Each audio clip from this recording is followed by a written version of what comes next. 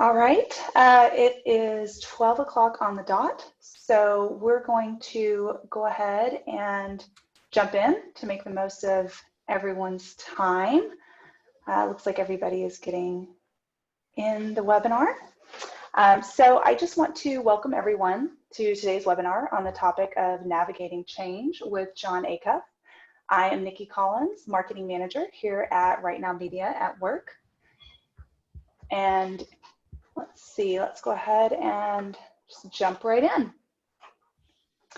So real quick, wanted to tell you guys about RightNow Media Work. RightNow Media Work is a powerful tool for Christian business leaders to care for employees, cultivate a healthy team, and inspire leaders. It's a library of more than 20,000 on-demand videos on topics such as leadership, personal development, and work-life balance, plus personal care topics like marriage, parenting, finance, and mental health, from speakers like Jon, plus others like John Maxwell, Henry Cloud, and Liz Bohannon. So today you're going to hear from Brian Mosley, president of RightNow Media and RightNow Media at Work. Brian's passion is to help people live out their faith in their neighborhoods, offices, schools, and homes around the world. The 180 people at RightNow Media serve over 20,000 churches, ministries, and Christian business owners with powerful video content that inspires people to action. And of course, Jon Acuff, New York Times bestselling author of books such as Do Over, Start, and his latest book, Finish, Give Yourself the Gift of Done. For over 20 years, Jon's helped some of the biggest brands in the world tell their story, like the Home Depot, Bose, Staples, and the Dave Ramsey Team. A few housekeeping items before we jump in. Jon's going to share his content, then Brian will ask Jon some of your questions we received in advance, and we'll have a few minutes at the end for any other questions received during the webinar. So please be sure to send in your questions as they come to you. Everyone's microphone is muted throughout the webinar, and you may adjust your screen to see the slides or speakers better. The webinar is being recorded, and everyone who signed up for today's webinar will receive a link to the recording after it ends. So without further ado, I will turn this over to Brian and Jon. Awesome. Thank you, Nikki. Hey, we are really, really excited to get to do this, and just thrilled that Jon is joining with us. We've really enjoyed working on a couple projects with Jon already, have a meeting even this week to talk about some future stuff to do. But this webinar was just a really fun way for us to engage Jon, let him engage some of the folks that we're excited about talking to. And so, Jon, we're thrilled that you're with us today. And yeah, looking forward to hearing in just a moment to hear what you have to say. Yeah, I'm excited to be here, Brian. I love this topic. As we've talked over the last year, I mentioned to you that I speak at a bunch of different businesses around the country, around the world. And every time I talk to them, I have a set of questions I ask. And it's my chance to really figure out how to super serve the audience. So it's tell me what people are going through. What are the people in the seats really excited about? What are they challenged by? What's your business about? And I noticed over the years that there's one thread, one common thread that gets pulled throughout the entire experience, and that's change. Every company I talk to says over and over again, we're going through tremendous change. We're going through industry change. We've got generational change. And I realized we're all dealing with change on some level. I think about my own kids. Sometimes my kids will say, Dad, tell us the Blockbuster story. Tell us about Blockbuster. When you wanted a movie, you had to get in a car and drive somewhere, and they could be out of the movie. You couldn't just demand it into a remote.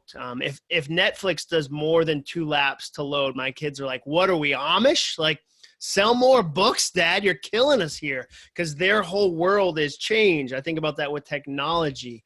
If you're close to my age, I don't know if you've thanked your lucky stars yet today that you were not a teenager with an iPhone, that you were not a teenager with social media. We didn't know the gift we were receiving, but what a gift. Your worst, most awkward moments were not documented for the whole world to see. And I would have been a mess on social media. Freshman year of high school, I shaved 3 stripes into my eyebrow to look more like Vanilla Ice. And I need to pause there for a second, because you'll never hear that collection of words again in the English language. My desire was to look more like Vanilla Ice. And I got made fun of for a day or two, but it never went viral. It never got shared. But now with technology, everything's changing so quickly. I think about change. I spoke at a big event for funeral home directors, and I thought this will be the one industry that's not going through change. Let's be honest.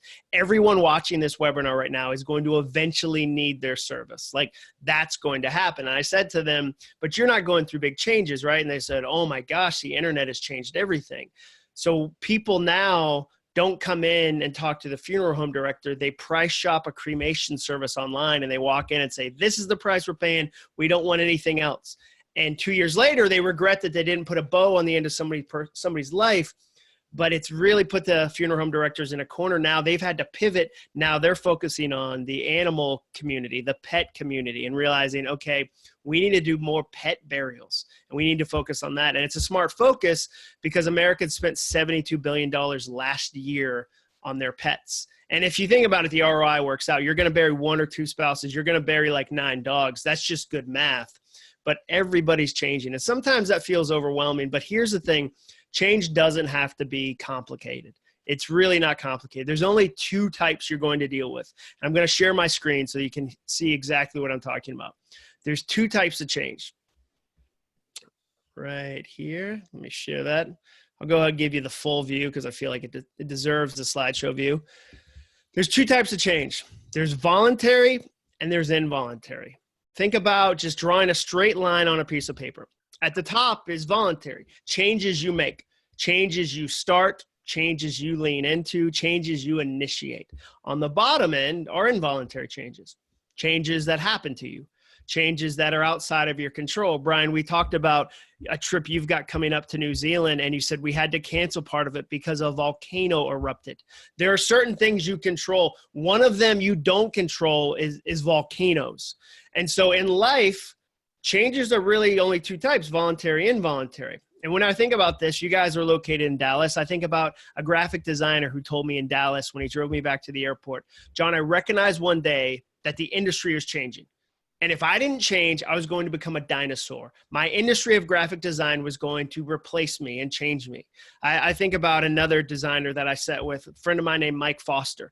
Mike and I were in a meeting with $1 billion client, huge client. And Mike, who used to run a design shop, said, where'd you guys get your logo? This logo is amazing. Where did you get it? And he thought they were going to say, we hired a design firm. It took us 3 months. It cost us $60,000. And they said, oh yeah, we used 99 designs. We got 40 new designs for $400. It took like 2 weeks. And Mike leaned over and said, thank goodness I got out of design. If your goal is you want to sell logos, you better get ready to change. And so this designer I met in Dallas said, I'm going to change. He made some voluntary changes. He went back to school. He plugged into an online design community. He offered different services in his freelance business, and he voluntarily changed his life and saved his job. On the other end of the spectrum, I think about an industrial designer, and his company loved him. And they came to him one day and said, you're great. You've been with us for 10 years, but now we're going to switch over to AutoCAD. We're going to do so many parts of your job on AutoCAD now. We need you to learn this. And he said, well, I'm better than AutoCAD. I'm faster.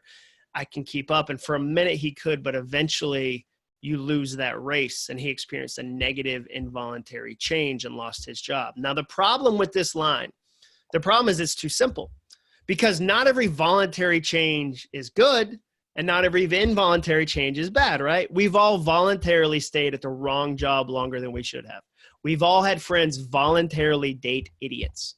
And we've all experienced good involuntary changes. My favorite example of this, a good involuntary change, is my friend Dave Barnes. I live in Nashville, Tennessee, where 90% of the population are musicians and the other 10% are bachelorette parties from your city. Wherever you're watching right now, we have your bachelorette party in Nashville right now. And Dave's a musician, and a few years ago, he wrote a song for his wife called God Gave Me You. It was a very sweet song. He put it on his album. It did pretty well. But then one day, Blake Shelton, the country musician from The Voice, was at an airport in a rental car. He got in, turned the car on, and out came Dave Barnes singing that song. And Blake at the time was married to Miranda Lambert and thought, I'm going to put this on my album. And he did. And it went #1. And it changed Dave Barnes' life forever. That's your whole goal as a songwriter, is to get a #1 cut. Now, if you said to Dave Barnes, how did you make Blake Shelton do that? How did you force that change? Do you think he'd say, well, the first thing you have to do, you have to get Blake Shelton's flight schedule. The second thing you do, you try to guess what kind of rental car he uses. Probably a like an F-150 with those long, lanky country legs, the kind with the rearview mirror that's the size of like a boogie board. Then you triangulate with GPS and geography, radio stations in a 5-county district so that when his key hits the ignition, it comes out with your voice. Of course, he wouldn't say any of that. Dave Barnes experienced a good involuntary change, and so will you in your career, in your industry, in your life. This is just how life works. So we have to add another line to this equation, and that line goes from negative to positive. And when you do that, you see there's these 4 different change moments, 4 different situations that every life is going to experience. Let's talk about that first one. That upper left, the voluntary negative moment. It's like from 9 o'clock to 12 o'clock on a clock. That's what's called a ceiling. When you're voluntarily walking towards a negative situation, this is when you get stuck. You climb to the top of a ladder and you get stuck up against the ceiling. 72% of Americans right now are here because they hate what they do for a living and they don't do anything about it. Bars across the country have Sunday scary drink specials on Sunday night for people to drink so they don't have to think about Monday. Scientists studied the week. The most depressing hour of the week for Americans is Sunday at noon because it's the first time they feel Monday coming. Saturday feels like the weekend. Sunday feels like pre-Monday, and people feel stuck and they don't change it though. Industries go through this. I spoke at a huge event for orthodontists called the Orthodontic World Congress. And do you know what it takes to be a successful orthodontist right now? 3 things: social media, email marketing, and running a business. Do you happen to know the 3 things they do not teach at orthodontic school? Social media, email marketing, and running a business. They're going to get stuck if they're not careful. I read a great article once in the New York Times by a guy named Nick Bilton. And he asked this question. He said, why didn't Kodak create Instagram? Why didn't Polaroid create Instagram? Of all the people that understand our love of photography, how do you go bankrupt in an age where more people take more photos than ever before? And you know what happens? They started something. And when you start something, there's risk and there's innovation. But then if it goes well, you move from innovation mode to protection mode. And you start to protect the thing that's already been built. And you start to say things like, that's not how we do things here. Some of you right now are thinking about times you've heard that sentence in your own organization. And that's when you get stuck. Do you know what Kodak invested in during the digital revolution? They invested in paper quality. As the rest of the world said, we're not going to use paper as much anymore. They said, wait. What if it was really expensive paper? And they got stuck and they hit a ceiling. What about that bottom left-hand corner? That's a negative, involuntary moment. That's what's called a bump. This is when life catches you off guard. Maybe it's a new competitor moves into your space, somebody you didn't see coming, some big change. Your whole industry gets disrupted and you don't know what to do about it.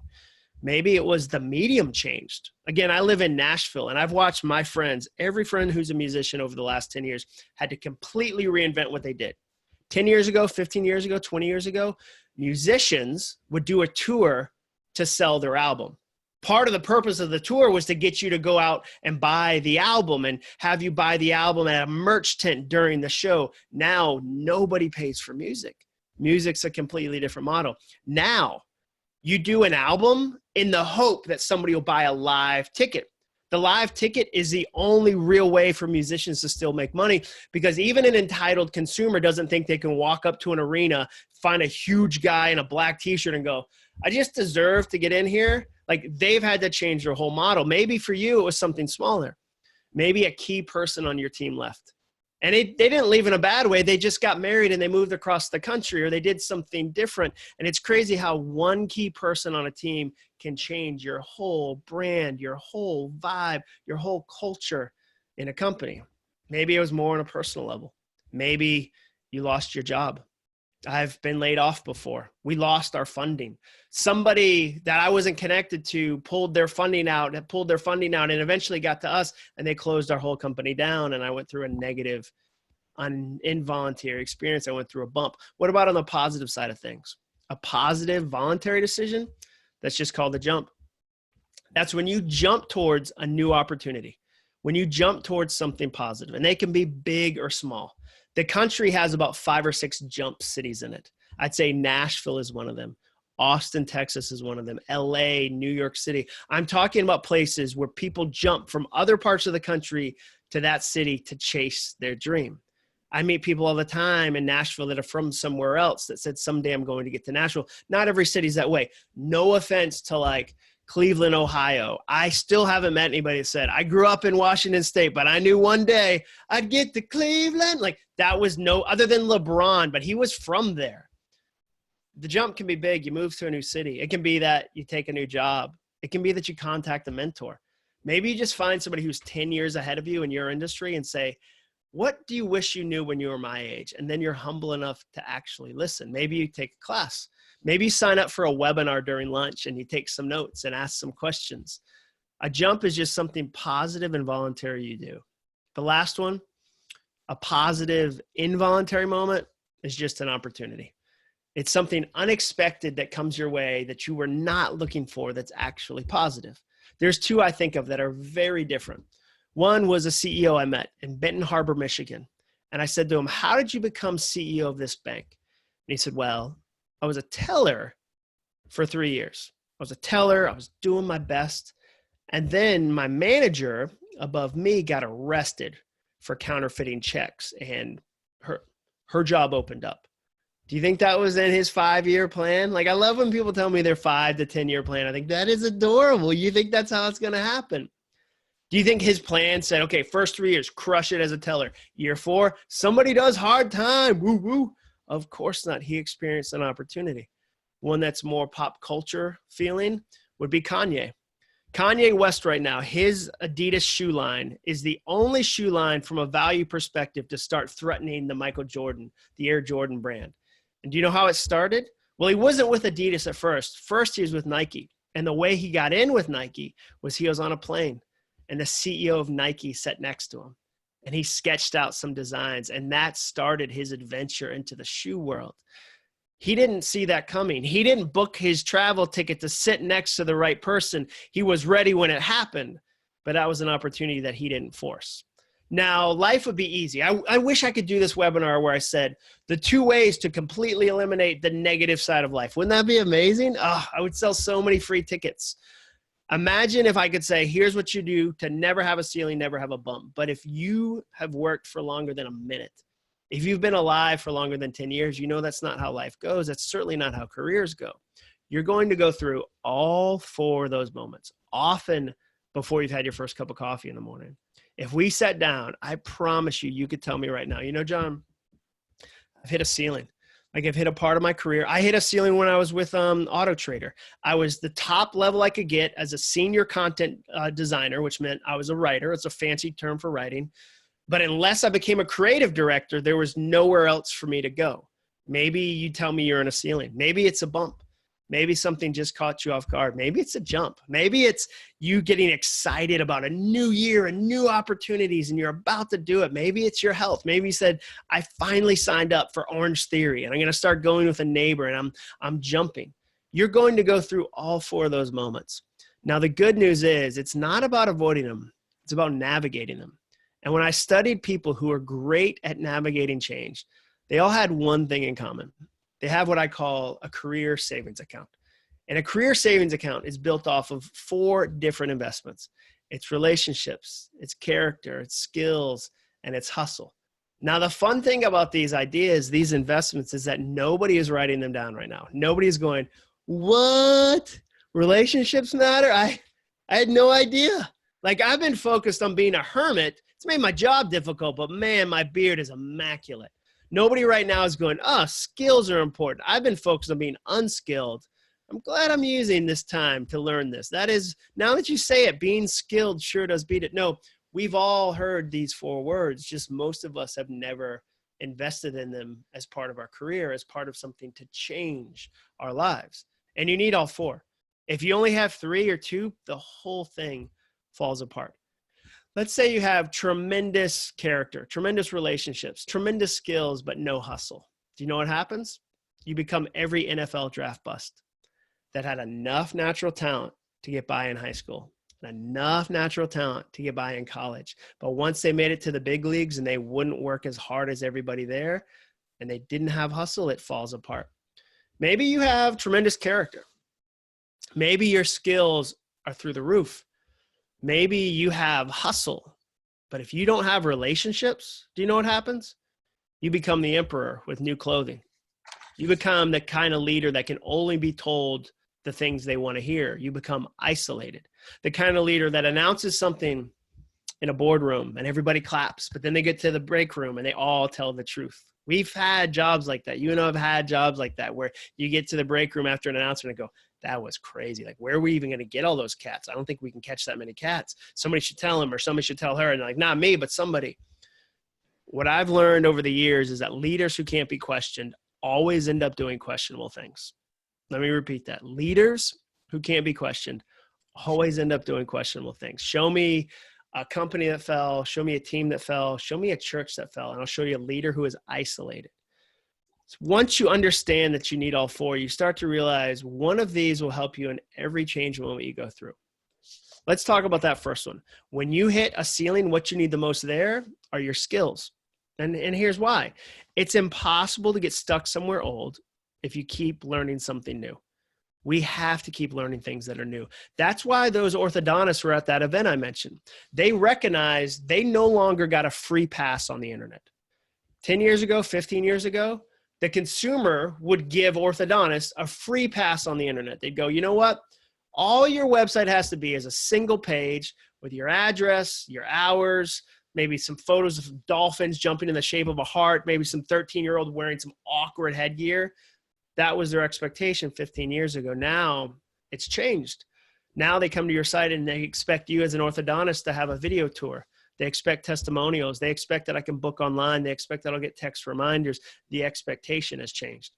I worked with one of the largest jewelry stores in the country. And they said, whenever somebody comes to our store and they use our app, they're not expecting it to be the best jewelry app. They're expecting it to be the best app. You get compared against the whole category, not just your vertical. People look at you and go, why aren't you as easy as Uber? Why aren't you as easy as Netflix? If Netflix can work, why is your app so hard? And so they've had to develop that as a skill. I've had to develop that as a skill. I'll never forget. I was really aggressively writing blogs, and I sat down with a group of high schoolers and I said, raise your hand if you read blogs, and not a single hand went up. And I took that note of, okay, I better add some other skills if I want to still communicate to the next generation. So what you do when you hit a ceiling is you learn a new skill. Skills are the hammer that helps you break through a ceiling. So a good question to ask today is, okay, well, what are the skills that I'm picking up that are new? Not just the old ones I'm sharpening. That's still important. Don't get me wrong. But what's something new I'm doing? What's something I'm trying that makes me uncomfortable? Because that's how you're going to get out of a ceiling. What about when you hit a bump? What do you need there? That's when you need your relationships. If you want to figure out who your friends are, go through a negative, unexpected moment. And what you find out, which is unfortunate but is true, is that sometimes the people you thought would show up, the people you thought would run the fastest, disappear. Like Kaiser Soze. That was a great reference, by the way, very specific. But then people you didn't even know knew you existed will show up out of nowhere to lock arms with you and say, we're going to get through this. And what carries you through bump moments are relationships. I spoke to a big group of financial advisors, and they all told me that what got them through 2008 was the relationships they had built for 10 years with their clients. When their clients panicked and said, the market's crazy, we got to sell everything, we got to light it on fire, they said, whoa, whoa, whoa, we've got a relationship. Let's talk about this. I know what you're trying to build. I know what you're trying to do. If you'll wait, if you'll be patient, let's be deliberate. This is actually a time to be smart. Let's not panic. And they were able to guide people through that storm because of their relationships. The things that get you through bump moments are the relationships you build. So a good question to ask is, okay, where are you investing in relationships right now? What are the relationships you're pouring into in anticipation that there's a bump on the way? You might not be in one right now. You might not be in one next month, but there's a bump on the way. We go through all four of these. What are the relationships you're building? What about on the positive side of things? What about when you go through a jump moment? That's when you need your character. And here's why.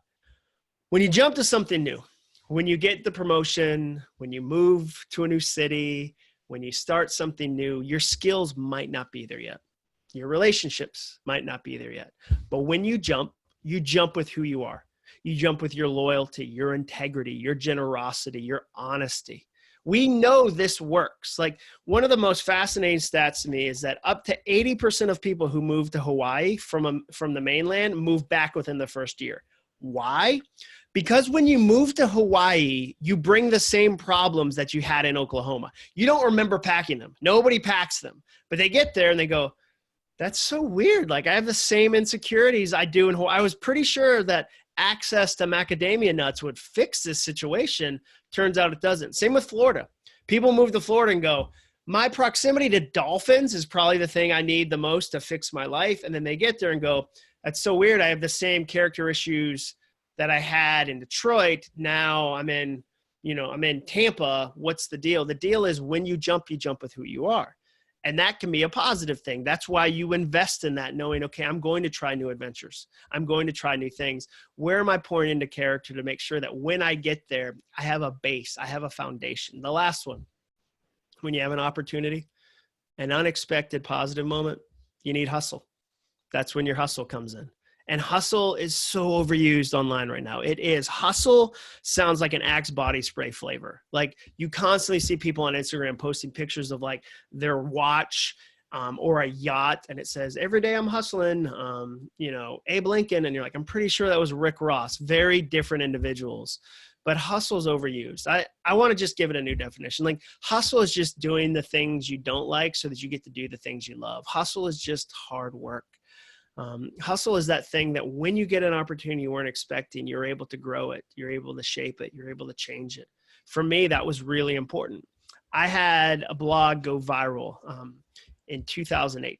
2008 went viral. It was amazing. 4,000 people showed up on day 9. Friends were sending it to me. They didn't even know I wrote it. And it was this great singular moment.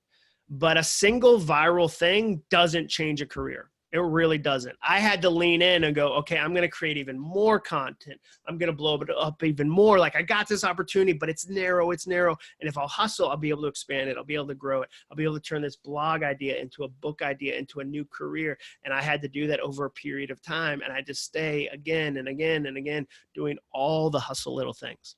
So you're going to experience the same thing. You're going to get some moment you weren't expecting. Some conversation. Somebody on LinkedIn you used to work with 3 years ago because of a relationship is going to hit you up and go, for some reason, you just came to mind. You're a person I think would really like this opportunity. And then you have the chance through hustle to grow that opportunity. Those are the 4 different changes you're going to go through. You're going to hit ceilings. We all hit ceilings. There's changes coming our way. You're going to hit a ceiling.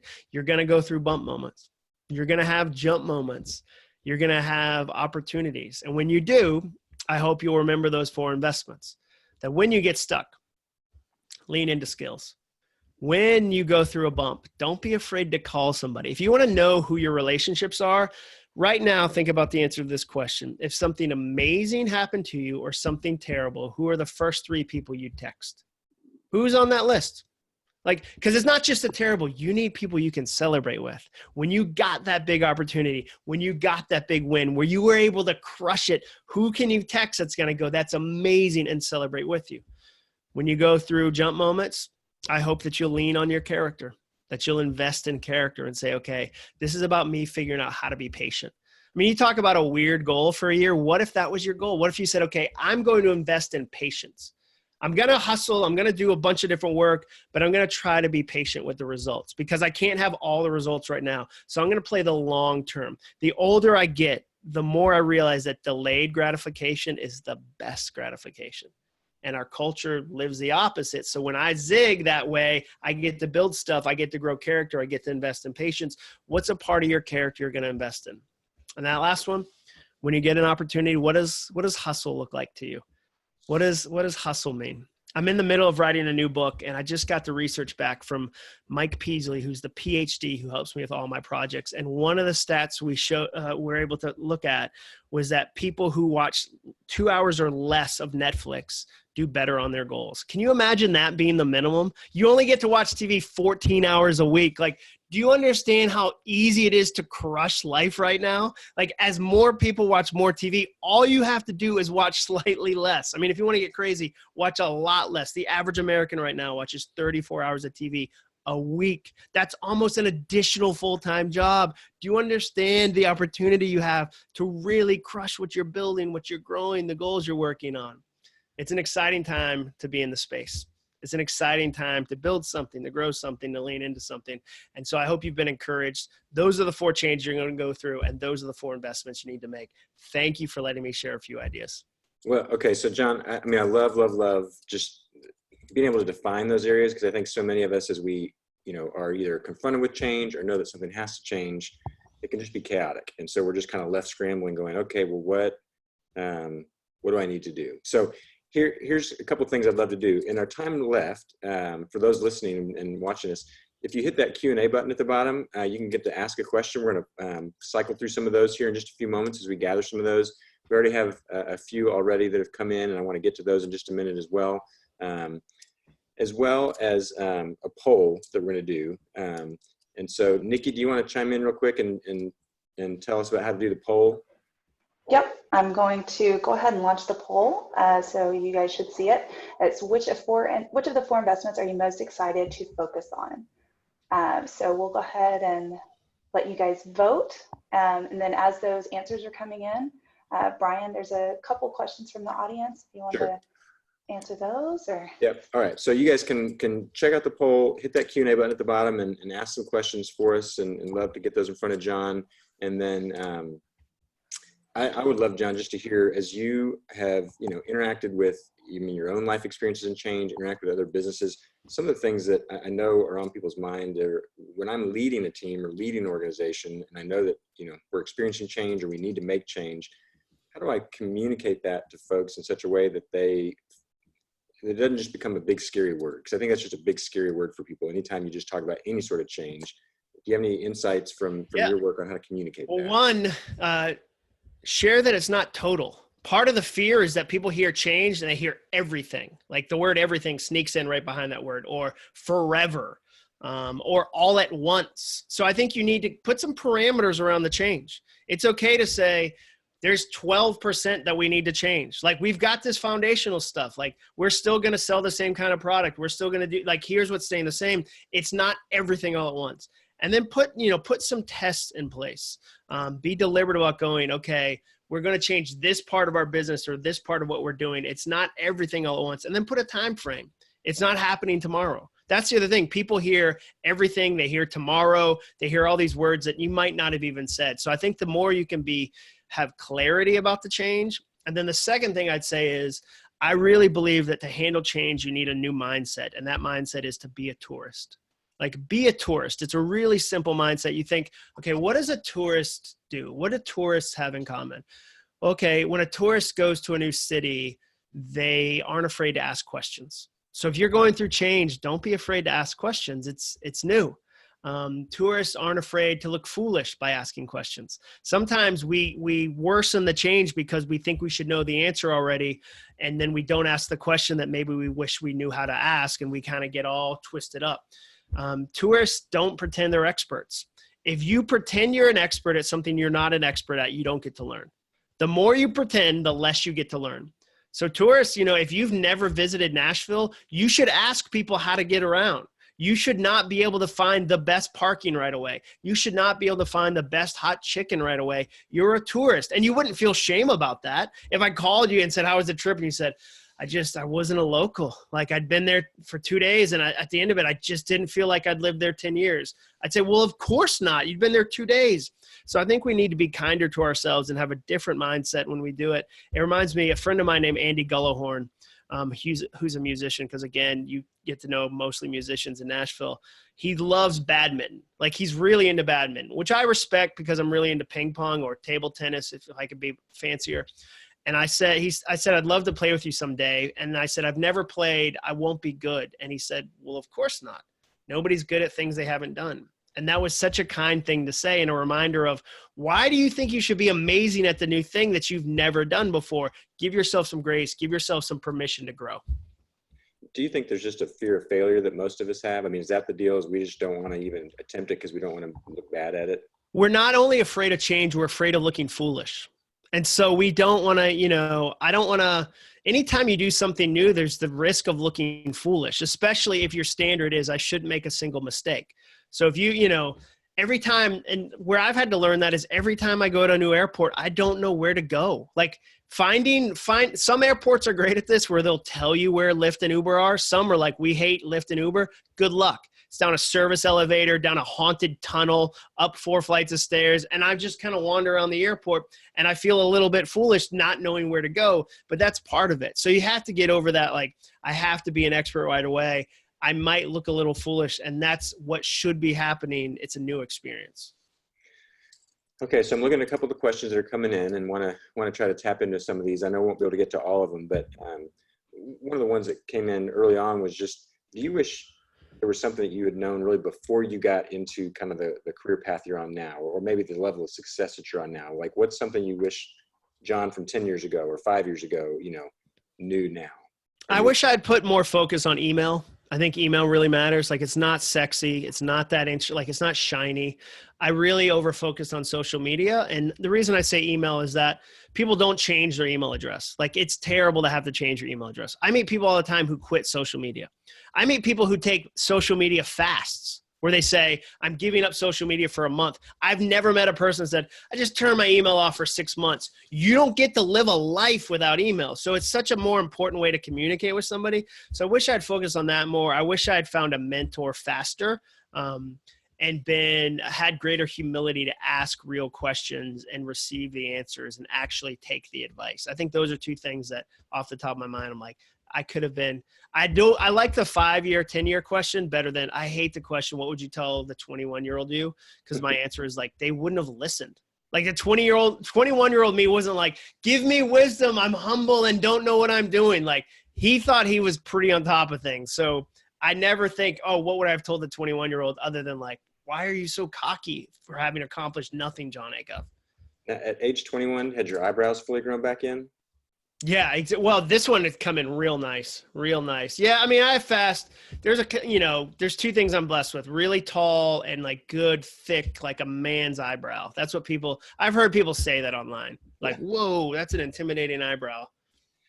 Okay, so on that relationships note, because that was actually the skill that people were most excited about working on, and you just mentioned kind of finding a mentor faster, and I'm kind of scrolling through questions, and there was another question here about, again, just that idea of relationships. So will you talk just a minute about when you're thinking about those strong and healthy relationships, are you kind of seeking them out based on, hey, I want somebody that's a good business mentor and somebody that's a good mentor for my marriage or relationship? I mean, are you thinking specifics, or just what's a framework for even thinking about how those relationships could help you? Well, a really easy way is to go, who has the type of life I want to have someday? And will they answer some questions?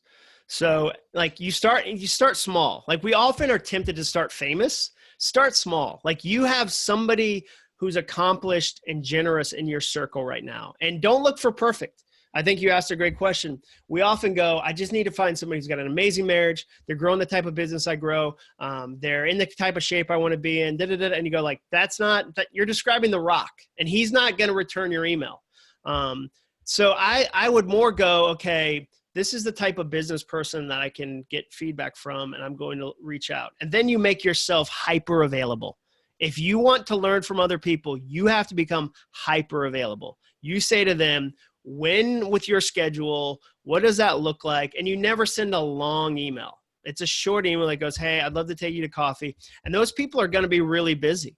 And so you make yourself really available. If they say, I'm a morning person, I can meet you at 5:30 in the morning at this coffee shop that's an hour away from you. Guess what? If you want that person's time, you go to that. You don't negotiate that. So I think you make yourself really available. And I think you look for the kind of people that are where you want to be. And the thing I'd say too is that the thing I keep getting interested in is somebody 10 years ahead of you and somebody 10 years behind. 10 years ahead, we understand. It's a mentor relationship. 10 years, 20 years behind is really fascinating to me because that person is seeing the world in a different way than you are. Like, for me as a 43-year-old, I have to unlearn the old way to do the new way. A 23-year-old doesn't have to unlearn the old way. They grew up in the new way. And so I think there's also a humility to take feedback and engage with this younger generation who has a ton to teach. And when you seek that relationship with somebody in the 10 years younger side, do you just simply say, hey, look, I'm 43 and I just want to learn some things from you? Yeah, I would say, so in situations like that, I try to be specific. So I might say to somebody, hey, part of my job is to create content, and there's platforms developing that I don't know how to create content on. So can I take you out to coffee? Can I buy you lunch or whatever and ask you some questions about TikTok, to ask you some questions about what are really smart people doing with Instagram? One of the questions I love to ask is, what are smart people doing that I'm not doing?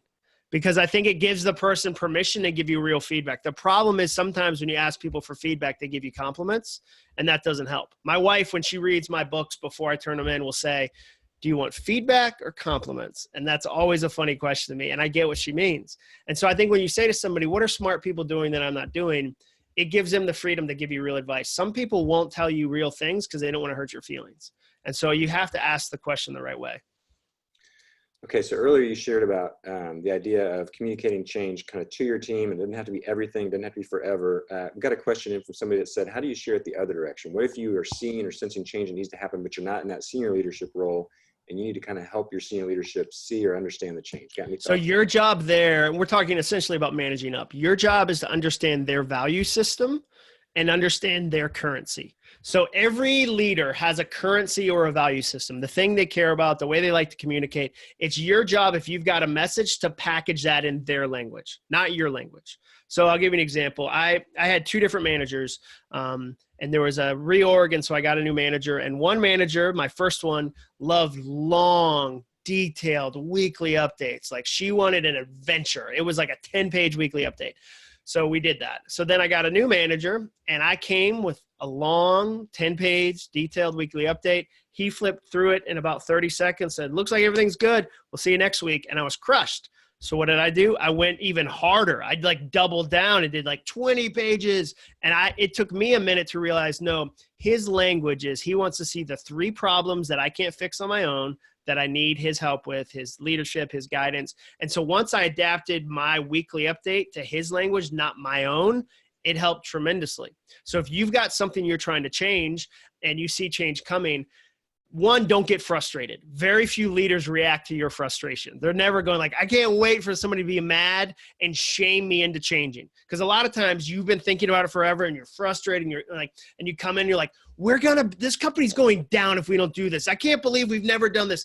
And you heap all this shame and frustration on the leader. I've still never met a leader that was like, yeah, younger generation shamed me a lot. And then it just made me want to do the stuff they recommended.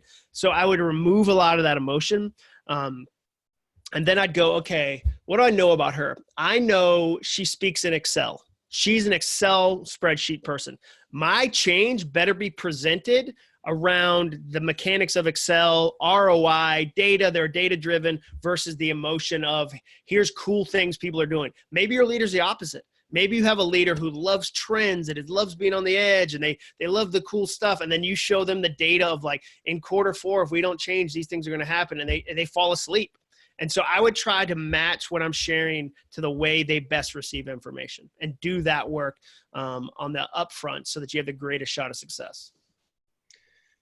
Okay, so thinking about the 4 areas that you've outlined for us, I mean, there's a couple questions that kind of relate to this idea of, is there, a most important one, or is it truly kind of just the season you're in, this involuntary negative or voluntary positive? Like, I mean, it seems like those are 4 things that you'd want to cultivate: skills, character, hustle. I mean, are you always cultivating all of them, or are you just focusing for a season on this one because of I think you go through seasons. I don't know anybody whose life is like, I equally do 4 things of it. Like I'd love to say that, like there's a percentage, but I think life is messier than that. I think life anytime I try to make life behave, it just kind of laughs at me. It's like, no, that's not how it's going to go today. I tell any new parent who comes up with like an exercise regime, like that starts at 6 a.m. That'll be the first day your kid gets up at 5:55 a.m. and is like waiting for you downstairs and is like, what are we doing?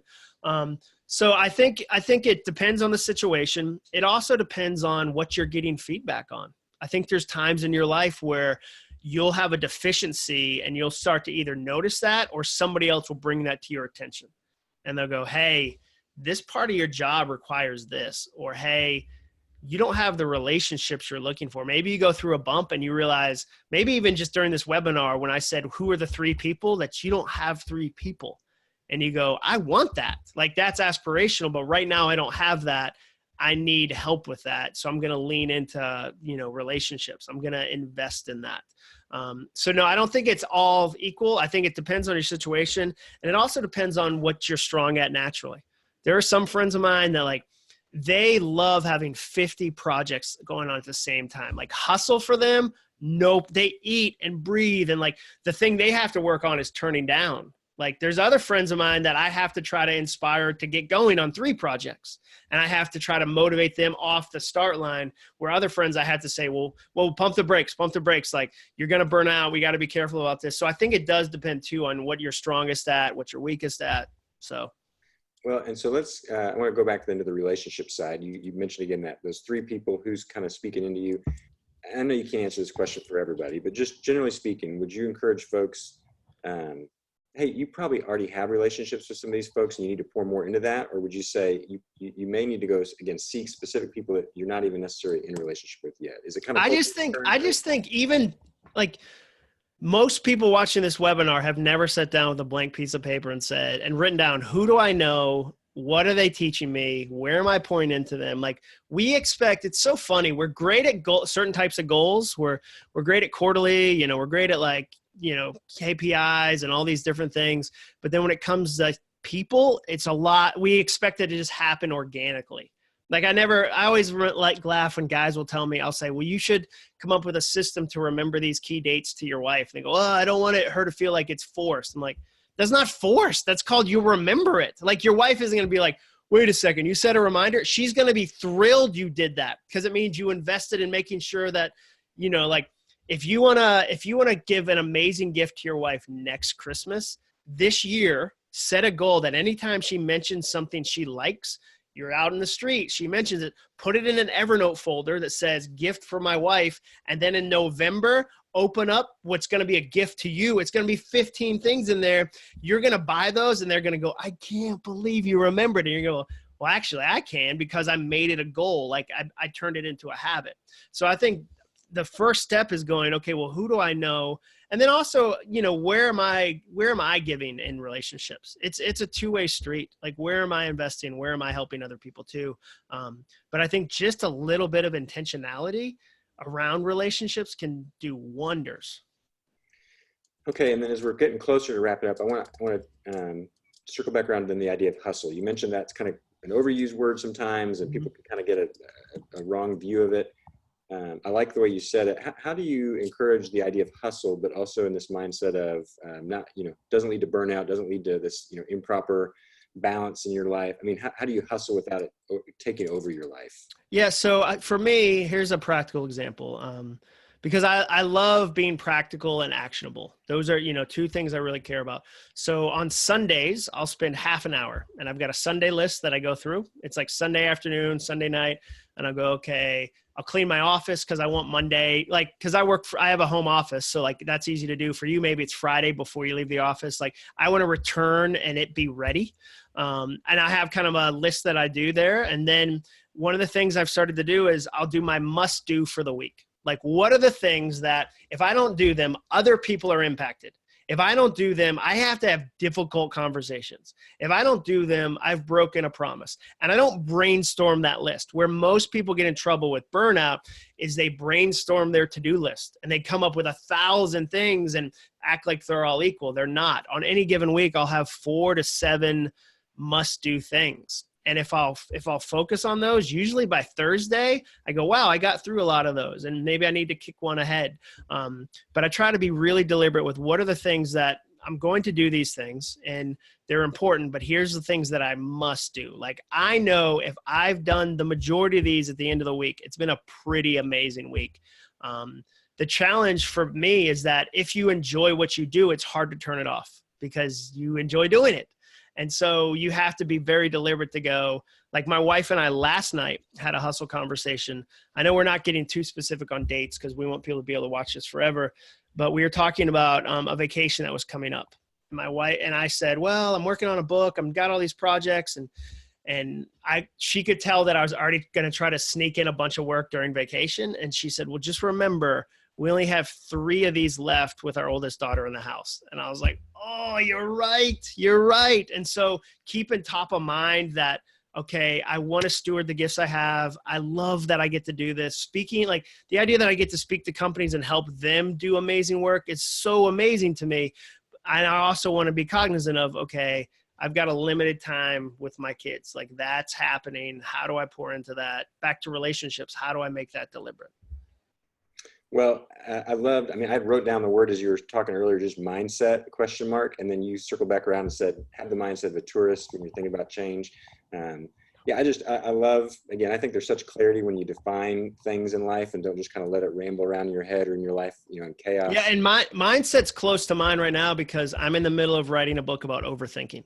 And we, a PhD that I work with, Mike Peasley, we asked 10,000 people, do you struggle with overthinking? And 99.5% of people said yes. Yeah. And the crazy thing is it steals time, creativity, and energy. And I think it's the most expensive thing companies invest in without ever knowing. And so as we've done, and we just got some research back about what happens when you reduce it, the relationship between when you reduce overthinking and what you're able to produce is crazy. We're seeing like people increase things by 400% because they reduce their overthinking and they're able to do so many things. So I can't wait. I can't wait to do a webinar on that one. I can't wait for us to do a video series about that one someday. But yeah, mindset is really important. And a lot of times, again, we just hope it'll happen accidentally versus going, here's the mindset I'm choosing to have. Yeah. Well, I appreciate you partnering with us. I mean, you have that unique voice of being very, very clear, but also having a great pulse on what's happening there in the organizational world and what people are going through. So thanks for sharing this time. Oh, thanks, Brian. Yeah. So I'm going to turn it back over to Nikki. And Nikki, you can kind of close us out and tell us how to wrap things up and where folks can go to get more information about Jon. Awesome. All right. So I will share my screen here so everyone can see. All right. So thank you, everyone, for attending. Thank you so much to Jon for your time today and for sharing your wisdom with us. If you want to hear more from Jon, you can visit him online at acuff.me. You can also follow him on Facebook, Twitter, Instagram, and purchase his latest book, Finish, online at acuff.me/finish and wherever books are sold. As most of you probably know, we're also doing a book giveaway for our live webinar attendees. So we'll draw those names after the webinar ends and announce via email. So watch your inbox for that announcement, along with the link to the recorded webinar and a survey to provide feedback on today's event. So that email will go out by tomorrow morning. So just watch your inboxes. Jon will also be a speaker at our Work is Worship retreat next year on May 15th. So this event aims to inspire business leaders to connect their faith and work. It's also available as a simulcast, which any organization can sign up to host on May 15th or up to 30 days after the live event. At this event, in addition to Jon, you'll hear from speakers like John Maxwell, Henry Cloud, Stephanie Chung, and more.